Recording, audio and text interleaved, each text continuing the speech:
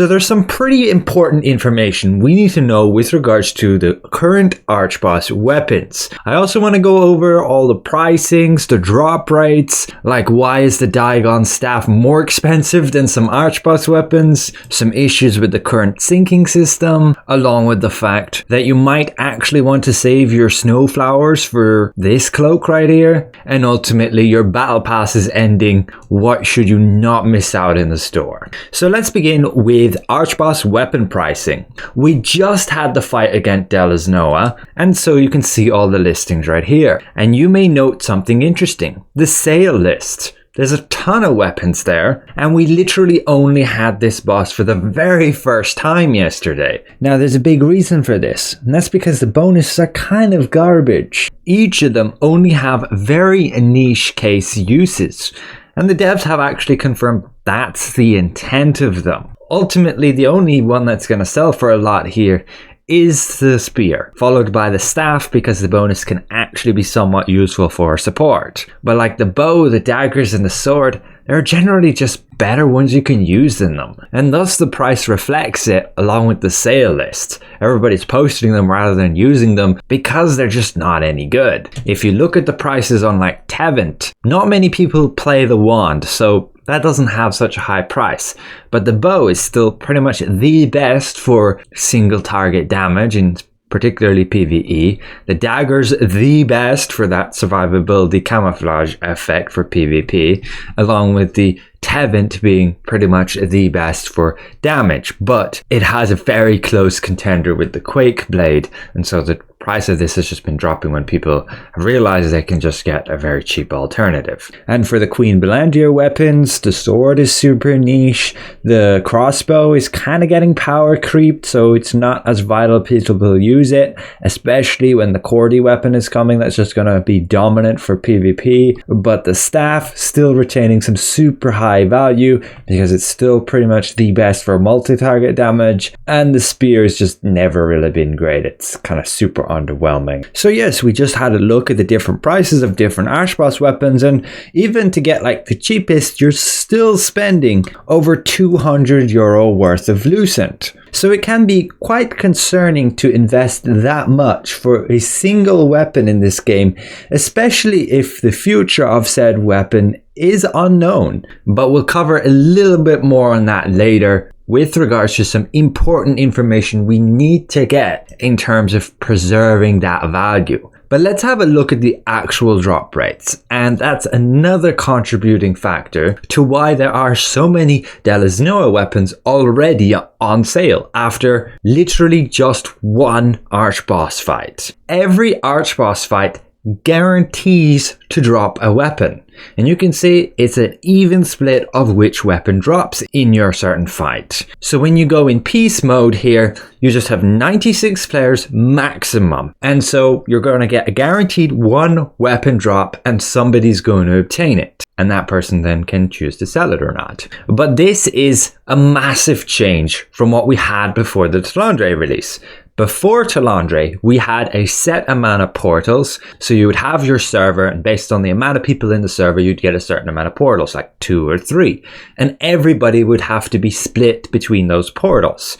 You would choose what portal you want to go in, and if say 1,000 people turned up, there's like 300 people per portal, and it causes an insane amount of lag, and ultimately they've gone and implemented this new system where there's a limit of only 96 players. And with the drop rates as they are, guaranteed to drop one weapon for every 96 players, that results in this high supply and just not enough demand for these still at those prices. They're not really low enough for an average player, and just not really impactful enough for people to really go and spend that much. But still, people will buy them because they are a bit of a novelty. And again, I think it is very important for the devs to actually confirm whether or not they want to preserve that value. Is it actually worth investing this much? But let's quickly look at the other drop rates. So we'll be getting Giant Cordy within this Wednesday, and it will also drop 3 new Archboss weapons.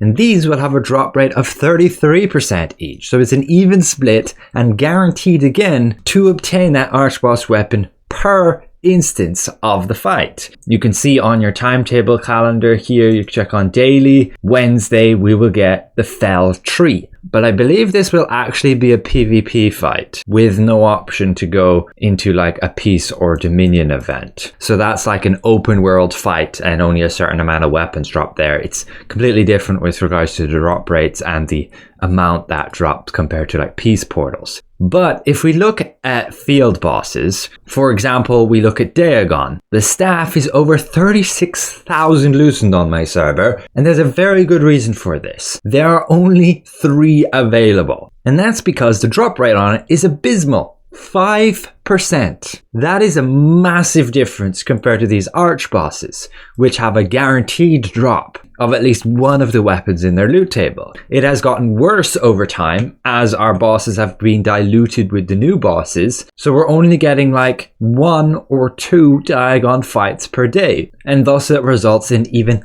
less of those weapons being available. Now be aware with Deluzhnoa, she actually drops one of the best capes in the game. This cloak, which is currently listed for over 50,000 loosened. But if you wait for a future update, we may very well be able to actually craft this thing with snowflowers. You need 90 of them, which is half as much as an Archboss weapon, so more realistic to actually obtain that. And the big advantage of this cape is the skill damage boost, 113. It even comes with hit chance, which helps in PvP, and attack speed, which helps in both cases. Huge value cloak, which actually might be a lot more feasible with just 90 snowflowers. Especially if you can reliably hit what I believe is top 5, you always get 2 snowflowers, just as I did here. But now I want to touch on some information we got from the Korean devs, NCSoft, who are the creators of the game. They touched on a question about the weapons, players asking whether or not they're actually going to buff the weapons because they feel a bit lacking compared to like the Tevent Weapons or even Bellandir Weapons. And ultimately, it's intended that they're designed to shine in certain situations. They're not supposed to be good at everything. They're not supposed to completely replace other weapons. They're supposed to have like one certain purpose, and that's about it. But there's one thing that the devs missed to confirm, and that is whether or not these Archboss weapons will be upgradable to the next tier.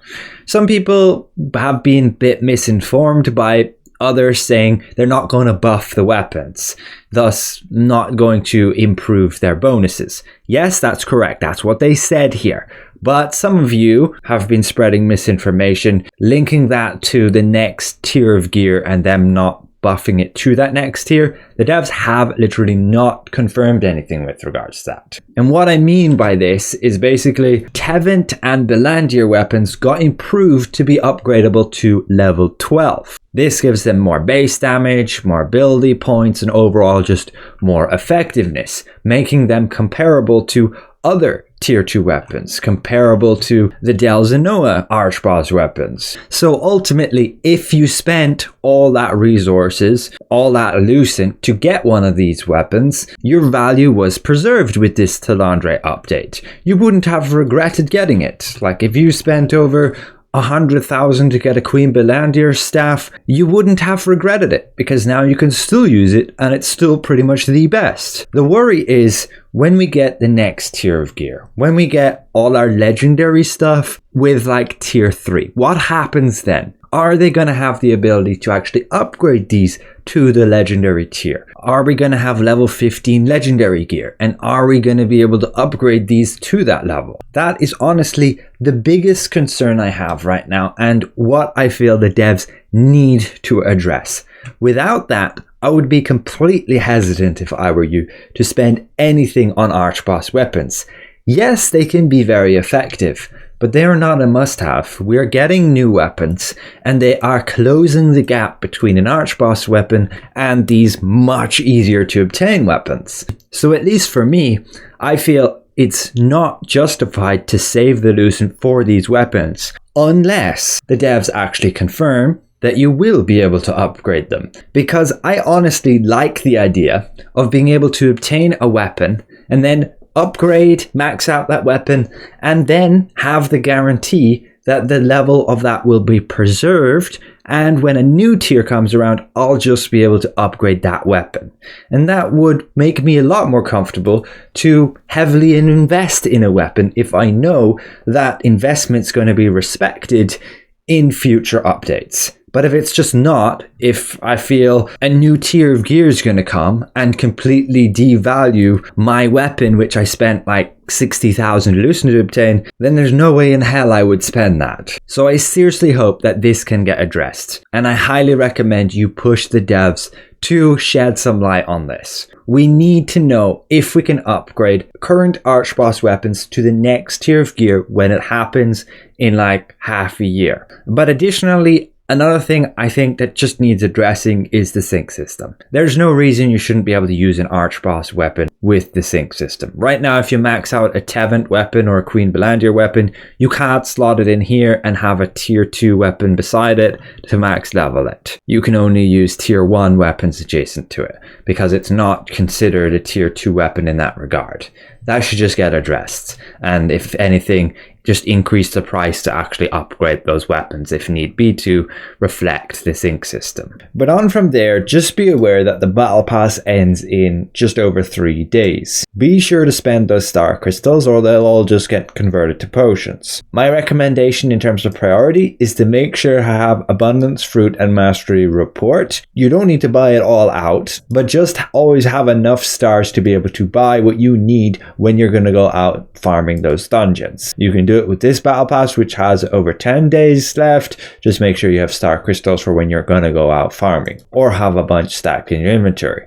After that, make sure to buy out all the trade extract stones and conversion stones. They'll help the best with gearing. And then honestly, the extra contract rights are going to be the most value to give you mastery XP, ores, solent, and those valuable contract coins. After that, your dimensional contract token 2 points, and lastly, Abyss contract token points. You can see that little bit of a list here. Do not buy the unlock stones, not worth it at all, or the mastery XP, and you probably don't want to get the ores here either, but you could. That's 10 of them, but 1,000 crystals. All of these cooking ingredients you can generally get pretty easy through Amatoy expeditions, certain dynamic events, and parchment generally drops quite frequently, and just don't get the solent here. You're better value doing your more contracts. And these are just blue runes, so also would not get them. But that's it for now.